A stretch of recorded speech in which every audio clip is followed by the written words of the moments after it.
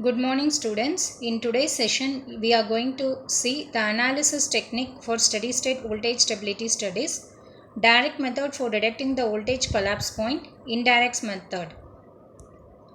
In that the first one what we are going to see, it is an analysis technique for steady state voltage stability studies. So in earlier stages voltage collapse studies will be mainly concerned with respect to your steady state voltage behavior, and also voltage collapse is often described as a problem that results when a transfer limit is exceeded. Two problems we are going to analyze in the sensitivity analysis. First one is going to be the voltage collapse problem. First one is going to be voltage collapse, and second one we are going to discuss about the voltage drop. Okay, so when we are going to have the analysis between these two techniques, so in our earlier stage what we did, in the sense, in case of your voltage collapse studies, it mainly concerned only with respect to the steady state voltage behavior, and also it is described as a problem when we are when the transfer limit is getting exceeded. Next, the transfer limit of an electrical power network will be is a maximal real and reactive power. Transfer limit in the sense power is getting transmitted. What type of power can be transmitted? It could either be a real power or reactive power.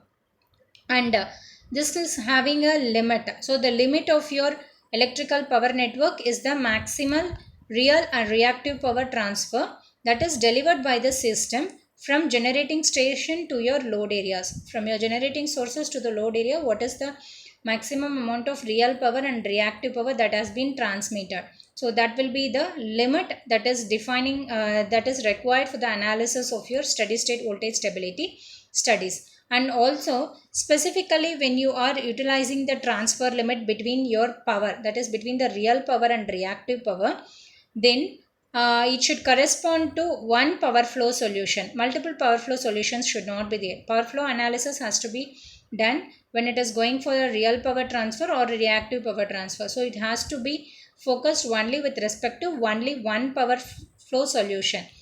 From the well-known PV curve or QV curve. So we can observe that the voltage will be gradually decreases and the power transfer is increased, because both the power transfer amount and the voltage range, it is inversely proportional.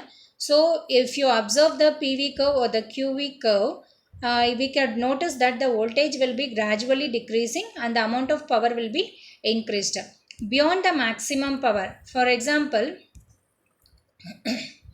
when you consider the voltage stability analysis, steady state voltage stability analysis studies, beyond your maximum power transfer limit, if your power is getting transferred beyond that limit, then the power flow solution will not exist, because within the range of your power flow between your minimum and maximum value only it is acceptable.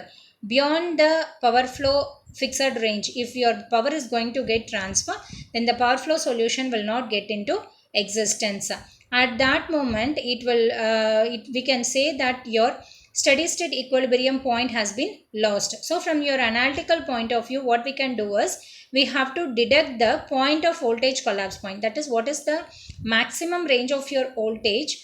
Above that, if it gets operate, the voltage will get collapsed. So for that, what we need to do is we have to fix the minimum and maximum voltage range. Analytically, we have to make an analysis in deducting the point of voltage collapse, where your Jacobian matrix can be utilized for analyzing the power flow equations. So when you are using the Jacobian matrix for the analysis of your power flow equations, then it becomes, we will get a matrix where the matrix is a singular matrix. And for the analysis of your steady state voltage stability, here we are going to focus on the steady state operation. Here we are going to focus on steady state operation and singularity of the power flow within the Jacobian matrix. When you are considering the steady state operation of the power system network, it is going to operate with respect to the power flow equations f of theta comma v comma lambda. Here theta is nothing but your vector bus voltage angle, and v represents the vector bus voltage magnitude. Lambda is going to be the parameter of interest where we wish to vary the voltage variations. This is your This will be the range of your voltage variation. And in general, when you are considering the dimension, the F will be equal to, so when you consider the dimension of this particular power flow equations, in general the dimension is going to be 2n1 plus n2. N1 and n2 is nothing but your PQ and PV buses respectively. So it is going to be your number of PQ and PV buses. The output power of your power flow solution is going to be 2n1 plus n2, where n1 and n2 is going to be the number of buses at PQ and PV. Next one, it is going to be, after doing all these things, we have to synthesize, we have to emphasize the singularity of the power flow by means of your Jacobian matrix, because the Jacobian matrix output gives the power flow equations, and you could find out the singular and the matrix identified from the Jacobian matrix is going to be singular. So we have to identify the singularity of the power flow Jacobian by dou f by dou x. F is nothing but f of theta comma v comma lambda. It is a function of theta, v and lambda. Theta is going to be the angle, v is going to be the magnitude of your voltage, and lambda is going to be the parameter of your interest, like based on the margin, voltage margin. You can say the lambda is going to be the voltage margin.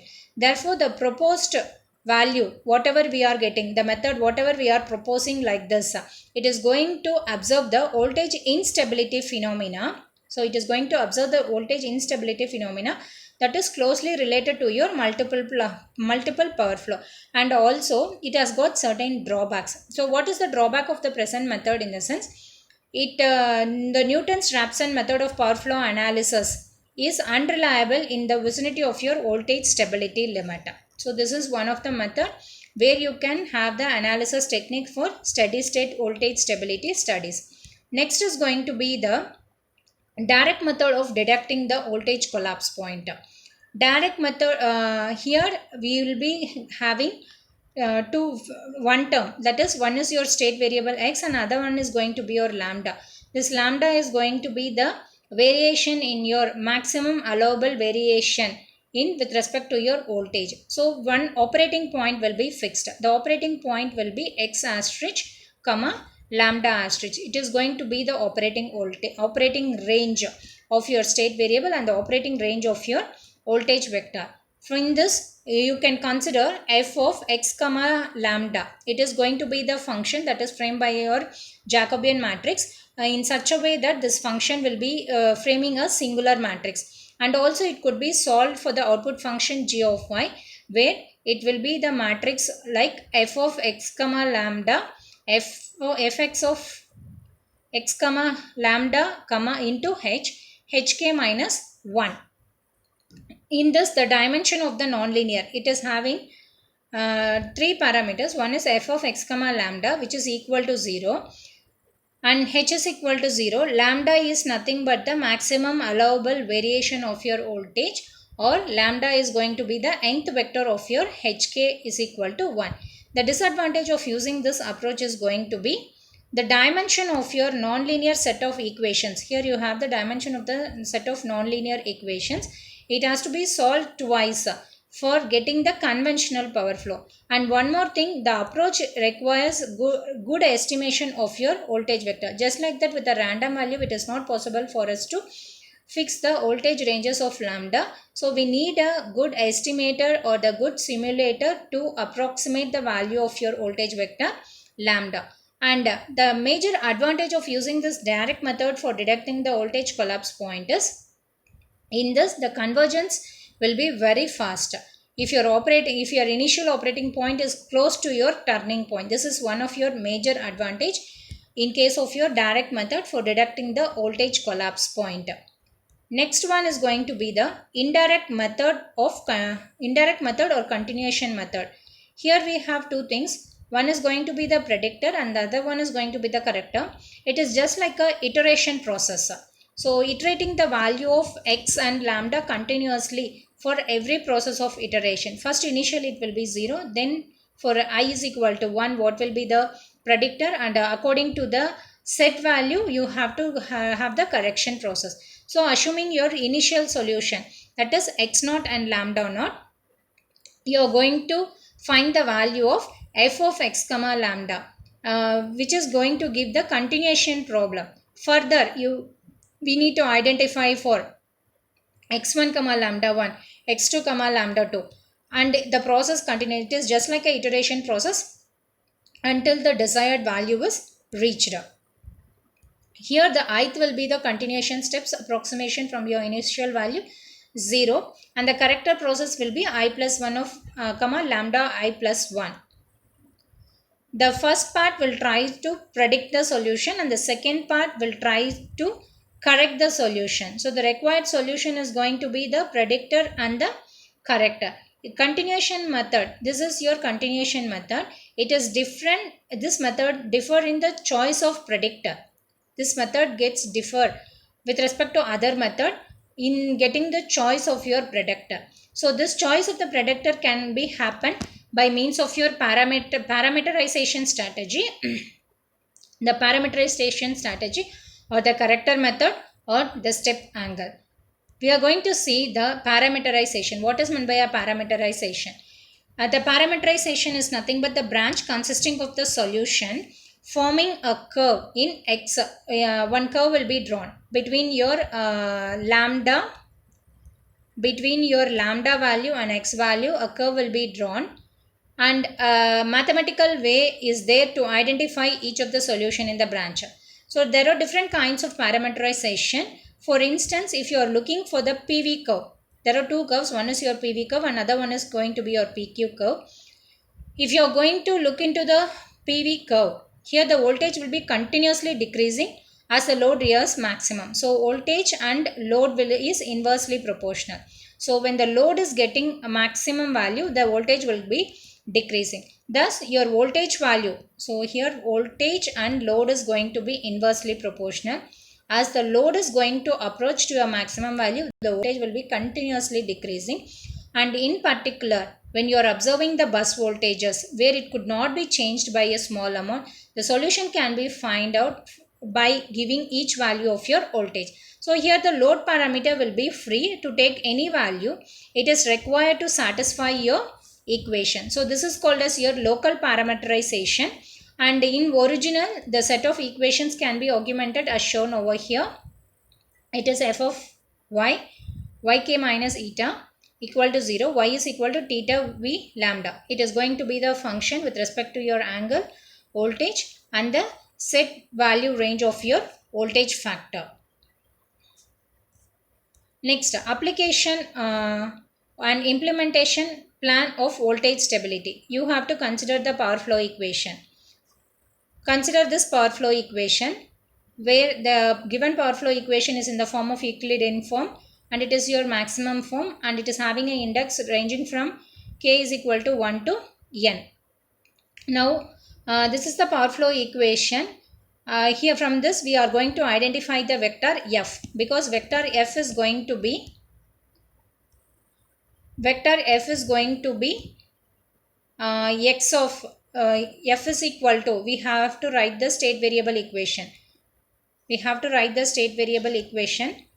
F of x is going to be f, the capital value of f will be the function of x comma u comma t. So here it is going to be the function between the angle, voltage, and your set parameter value f theta comma v comma lambda.